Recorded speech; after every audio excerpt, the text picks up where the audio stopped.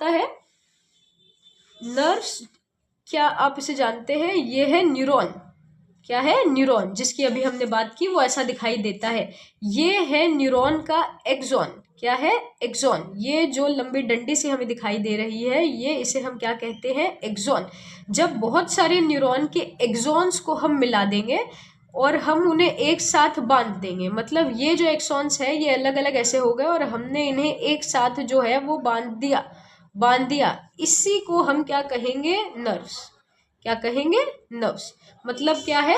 Bundle of axon, bundle of axon, bundle of axon are called nerves. क्या कहेंगे? Bundle of axon are called nerves. किसमें? Peripheral nervous system, peripheral nervous system. Okay, इसके बारे में हम आगे बात करेंगे। और न्यूरोग्लिया की अगर हम बात करेंगे तो न्यूरोग्लिया जो है वो एक और टाइप के सेल है जो नर्वस सिस्टम में प्रेजेंट होते हैं। Okay, another type of cells called the glial cells, neuroglia को हम ग्लियल सेल्स भी कहते हैं। अगर नर्वस सिस्टम में बात की जाए तो सबसे ज़्यादा नंबर में प्रेजेंट होने वाले सेल्स अगर कोई है तो वो न्यूरोग्लियल सेल्स ही हैं। 90% of the system consist of 90% of the system. Neuroglial sales का क्या काम होता है? सपोर्टिंग सेल्स होते हैं। सपोर्टिंग सेल्स होते हैं जो न्यूरॉन्स को फिट रखने का काम करते हैं, न्यूरॉन्स को फिट रखने का काम करते हैं। ओके, क्योंकि हमारे पास लिमिटेड न्यूरॉन्स ही हैं और अगर उन न्यूरॉन्स का सही तरीके से ध्यान नहीं रखा जाएगा तो बहुत मुश्किल हो सकती है। इसीलिए न्यूरॉन्स को सपोर्ट करने के लिए हमारे बॉडी में न्यूरोग्लियल सेल्स होते हैं।